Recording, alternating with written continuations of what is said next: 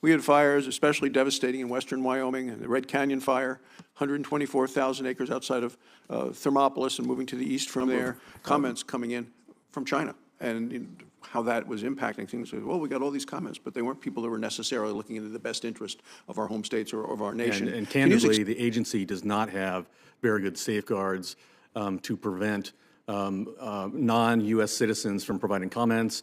Senator Barrasso started this hearing focusing on the immediate disaster of 124,000-acre wildfires and how we protect local communities.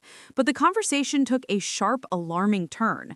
It turns out that while states struggle to fight massive fires, our federal agencies are battling something even more insidious: foreign influence.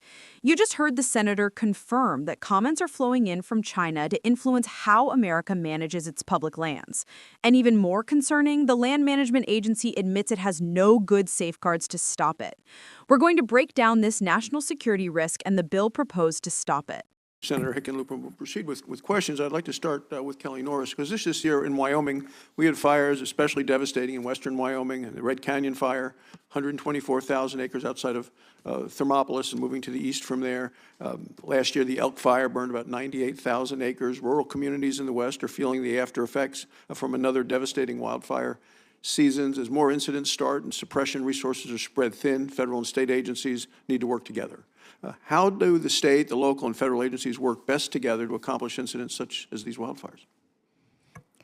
Thank you, Chairman Barrasso.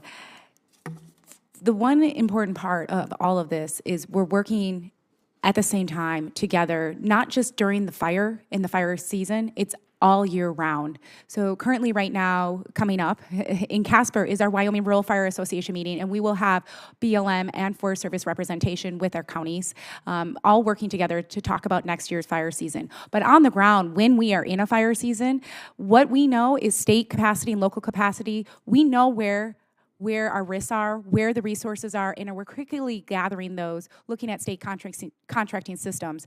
And then we work with our federal partners quite closely when it comes to as that fire grows.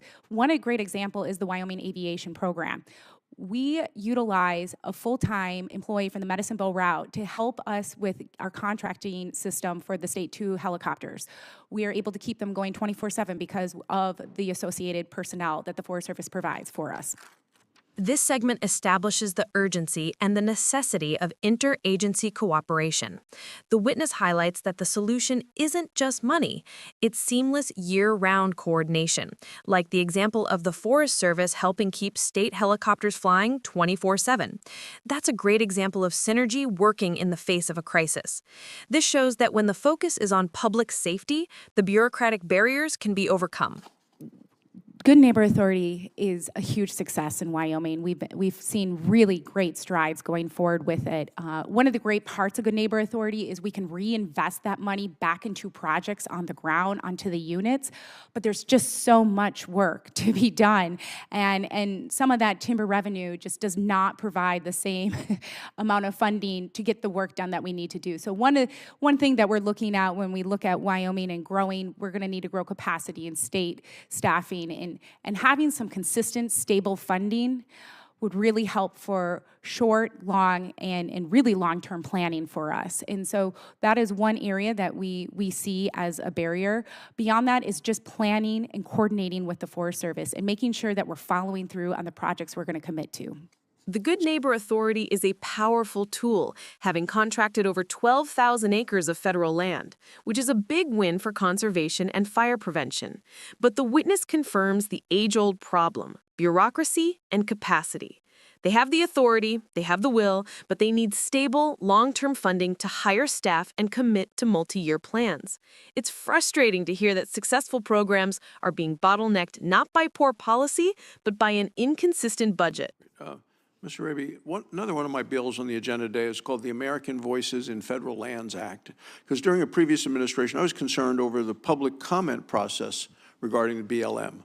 My bill aims to ensure that public comments being submitted for review are submitted by U.S. citizens and to prevent the risk of AI commenting on public land rules. We saw last time the number of comments coming in from China and how that was impacting things. Well, we got all these comments, but they weren't people that were necessarily looking into the best interest of our home states or of our nation. Can you explain the current safeguards that are in place at the agency to prevent non-U.S. citizens or outside agents from influencing federal land policy in the U.S.? Mr. Chairman, thank you very much for the question. And candidly, the agency does not have very good safeguards to prevent non-U.S. citizens from providing comments and malicious actors from providing comments that could put critical planning efforts at risk. And certainly your proposed legislation would shore up that gap that we have in This is the bombshell. Forget drones and cyber attacks.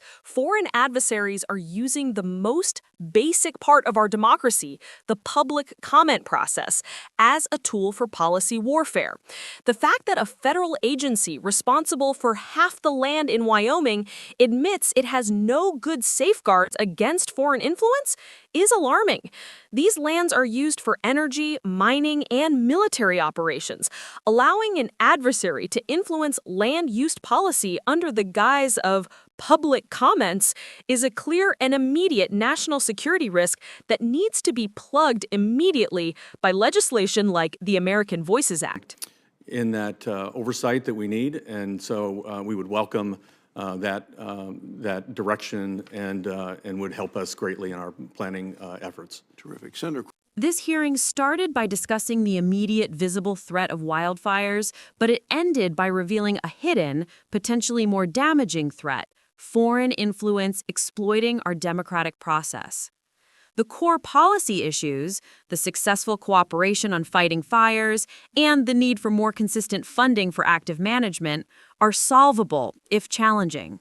But the revelation that the BLM essentially has an open door for malicious actors, including the Chinese government, to influence critical land use decisions, from mining to grazing to conservation, is a catastrophic security gap. These lands are vital to our energy supply, our food production, and our national defense. Allowing foreign entities to manipulate the rules governing them is not just an inconvenience, it's a direct threat to U.S. sovereignty and self-determination. The proposed American Voices in Federal Lands Act sounds like a simple common-sense fix, ensuring only U.S. citizens can weigh in on U.S. land policy. But its necessity speaks to the terrifying sophistication of modern foreign influence campaigns. It's not just hacking computers, it's using AI and bot networks to flood public forums and disrupt genuine American voices. I want to know what you think. Should public comment processes for critical U.S. policy decisions be strictly limited to verified U.S. citizens only? Or should all voices, regardless of origin, be allowed to comment? Drop your thoughts below.